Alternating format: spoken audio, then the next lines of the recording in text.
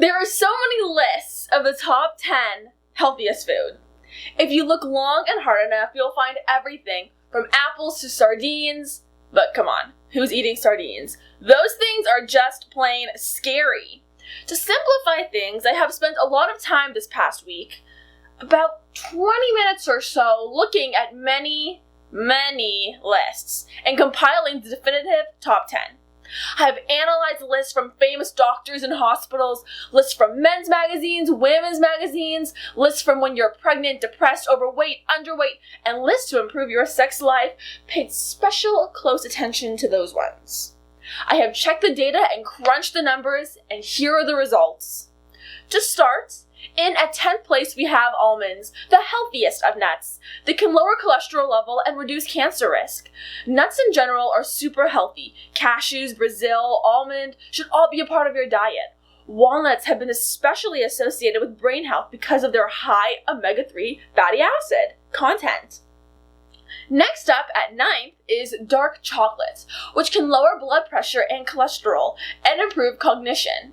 Now, this is chocolate with 70 to 85% cocoa and low sugar content, say less than 8 grams per serving. These are not the typical chocolate bars you find on the checkout counter. At number 8, it's one of the millennials' favorites, kale, the new super green. Some may argue that it's a bit overhyped and trendy. I don't agree. Kale helps with boosting everything from boosting your immune system to anti-aging, and who doesn't need a little of that? It should absolutely be a part of your diet. Eat your kale. Hanging in at 7th place are lentils, which boost energy levels, support weight loss, and are super high in fiber and promote intestinal regularity. To be honest, I don't know what to do with lentils unless they never show up in my saucepan. Note to self, figure out what to do with lentils. Number 6 is the blueberry, the superfruit. I love them and add them to smoothies all the time. Blueberries can help heart health, bone strength, skin health, blood pressure, diabetes management, and much more. Even the most fussy eater, child or adult, can eat blueberries. In at 5 is the sweet potato, a nutrient-packed economy food that blows away its boring whiter brother. Looking at nutrient density per dollar of food, sweet potato is one of the best.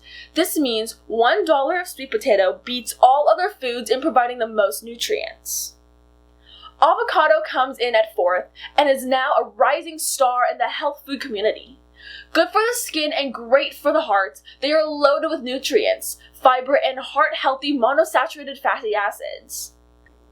Salmon makes it into the top 3, meaning my top 10 list is suddenly a top 9 list for vegetarians.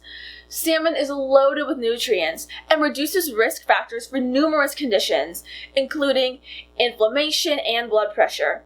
It's versatile, widely available, and super easy to cook. In 2nd place is spinach. It contains powerful anti-inflammatory and antioxidant compounds and is easily one of the most nutrient-dense foods.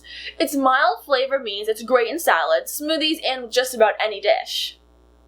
And finally, in 1st place is sardines. Hang on, that can't be right. Let's try that again. And finally, in 1st place is broccoli, the superfood of superfoods. It's from the same family as kale, cauliflower, and Brussels sprouts. All healthy superfoods. I won't even list what it's good for. All you need to know is that it's absolutely stuffed with goodness. If it's not a regular on your plate, find a way to add it.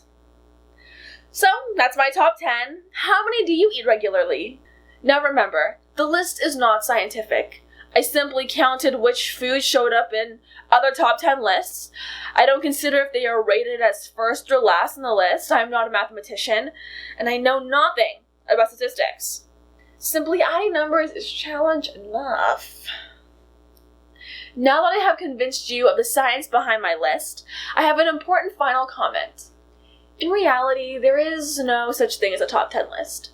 The food choices we make are driven by many factors, including culture, availability, price, convenience, state of health, and numerous other considerations. The first takeaway is simply that vegetables and fruits should be a key part of your diet, with a few servings per day, ideally 5. It should not be 0, right? For the love of God, at least eat an apple.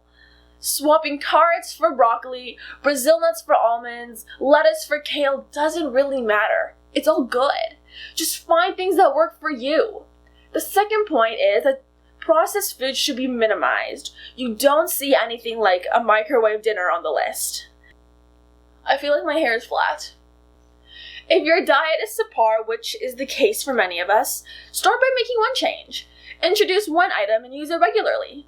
For example, have sweet potatoes rather than oven fries. Add a little broccoli to your ramen noodles. That one's for Riley. Take one piece of dark chocolate after your evening meal. Do something that moves the needle a little. Then do something else. It's a step-by-step process that starts with a first step. See all the links to articles, podcasts, and other resources below, and subscribe to get notified when we post new content. Well, that's it for now. Until next time, eat your superfoods and improve your odds. Woohoo!